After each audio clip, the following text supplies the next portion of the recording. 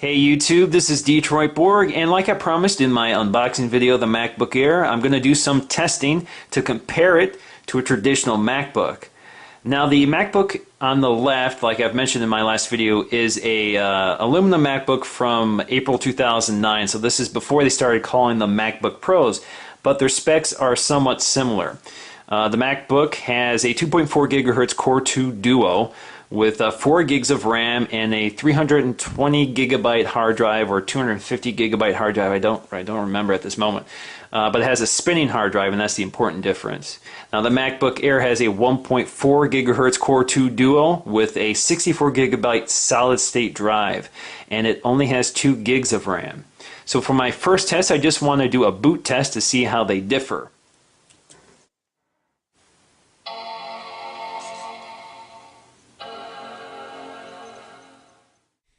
Now I should point out while this is booting that the MacBook or aluminum MacBook has some other software that the MacBook Air does not have installed. So there is some more stuff to boot up than the MacBook Air. However, I have deactivated everything running in the dock. So nothing in the dock should be booting at login.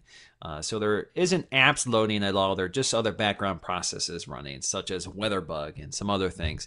So that doesn't account for the significant difference here. It's largely thanks to the fact that the operating system is booting from a hard drive versus a flash drive. So that takes quite a bit more time to load.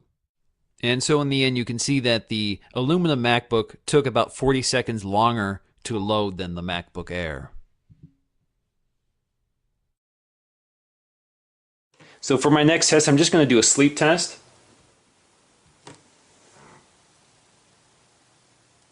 So very similar, very quick. The MacBook Air seemed to go a little faster. Now to wake it up, I'm just going to tap the space bar. Again, the MacBook Air is a little quicker. Now for my next test, I just want to boot some apps, and the first app I want to try is iTunes. Now I've cleared the content out of all of them, so they're just booting the app. They're not booting or loading their content in them.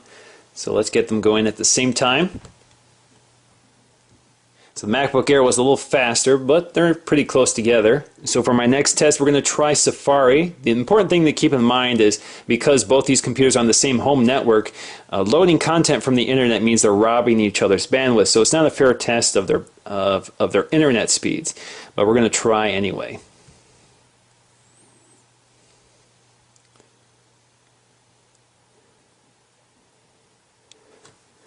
So again, the MacBook Air was substantially faster. Again, I'm not sure if that's just the internet speed or what, but that was pretty fast. Let's just load a website. Let's go to YouTube.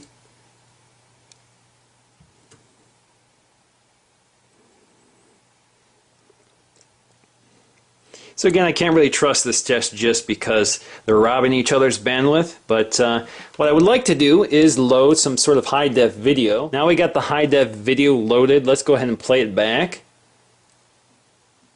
Hey YouTube, it's Detroit Borg, and here we have the new MacBook Air. This is the 11.6-inch standard configuration, so it comes with 2 gigs of RAM, a 1.4 gigahertz.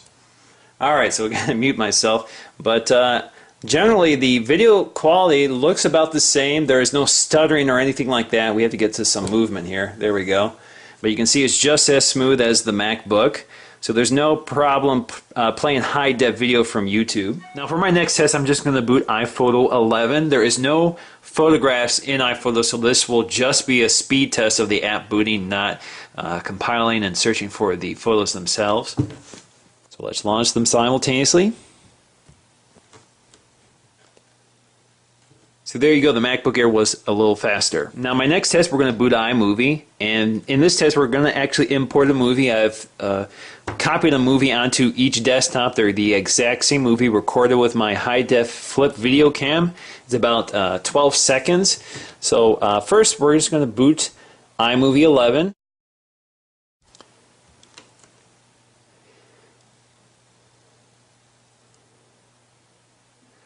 So it looks like the MacBook was a little faster. Now let's go ahead and import a movie. So we're going to select the file and import and see which one does it faster.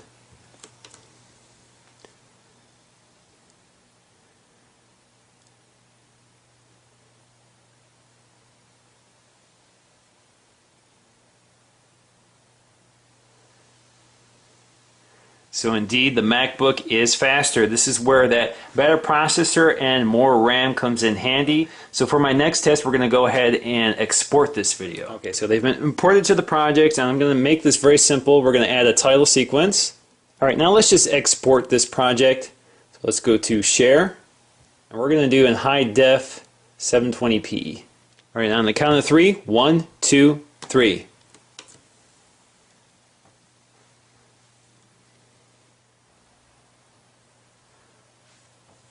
So once again, the MacBook is faster. The MacBook Air is still working.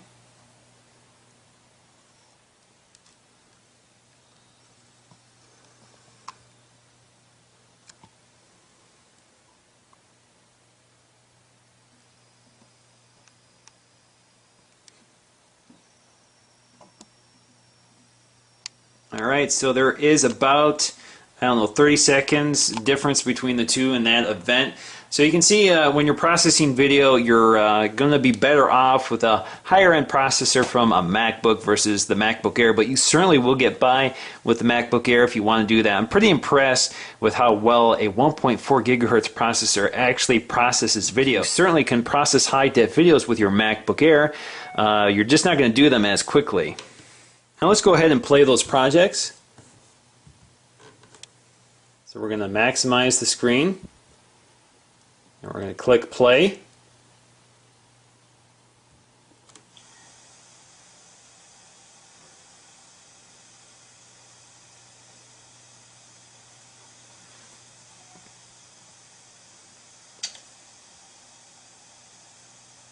Now for the next test, I just want to compare the speaker performance of the MacBook versus the MacBook Air. Of course, hearing the speakers through another device is sort of misleading, but you can at least hear the difference in terms of its volume. But let me go ahead and get this YouTube video playing. And what I'm going to do is just mute one at a time so you can hear the difference. We're going to try and get them playing at the exact same time. Hey YouTube, it's Detroit Borg, and here we have the new MacBook Air. This is the 11.6 So that's the MacBook Air. Standard configuration, so it comes with 2 gigs of RAM, a 1.4 gigahertz processor, M graphics processor, MacBook. And it has the standard 64 gigabytes of internal storage. So indeed the MacBook is quite a bit louder than the MacBook Air. There are 2 USB ports, there is 1 audio output, and of course the MagSafe. And there is a microphone on the side, and we'll take a look once we get it out of its box. If we look at the back, we'll see some of the specs.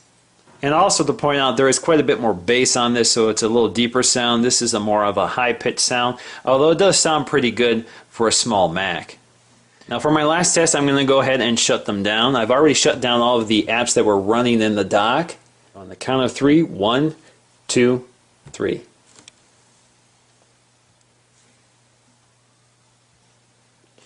So once again, the MacBook Air was a little faster. Now I just want to take a moment to comment on these two devices. I have to say I'm a big fan of the MacBook Air versus the MacBook at this time, largely because the MacBook is very big and very heavy. It's a very nice machine, but I think it's better as a desktop / laptop, and this is much better as a laptop. It's much more portable. The keyboard is a lot more comfortable to use because of the slope design. This tall, flat, and square shape isn't the most comfortable thing to use, especially if you're using it on a desk or even on a lap.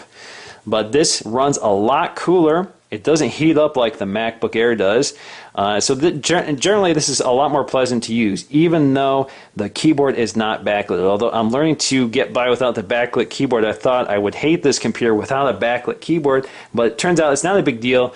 You can actually see the keyboard pretty well with the light of the screen. Overall, I'm also very surprised by the performance of the MacBook Air. I thought for sure I would notice a significant decline versus my MacBook, but for all the apps I use, the MacBook Air is more than adequate. In fact, it seems to be quite a bit faster on some of them. So booting up my most frequently used apps is actually much faster, and for me that's much more useful, and we can thank the SSD for that. In conclusion, the MacBook is definitely the right computer if you want to do video processing or gaming or other processor intensive applications, while the MacBook Air is definitely the way to go if you're just doing Safari, iPhoto, iTunes, web browsing, social networking like TweetDeck, that sort of thing, this is more than adequate. It's very fast to load apps. It's faster to boot than the MacBook. It's faster to come out of sleep. It holds its battery charged longer. It's a lot more portable. It's much more comfortable to use on a lap. And it certainly has a very high quality screen. It is smaller, so you do strain a little more to see it if you're not close to it. But like I said, it's a lot more lightweight, so it's a much more comfortable computer to use. The MacBook is for power users. It's actually overkill for my needs because I do all my work on the iMac. So if you have a desktop system and you want a portable computer, I think the MacBook Air is definitely the way to go. And even if you want to do video processing with a MacBook Air, you still get by. You just won't do it as quickly as a MacBook or an iMac. So once again, guys, this is Detroit Borg taking a quick look at the performance difference of the MacBook Air versus the MacBook Pro. Thanks for watching.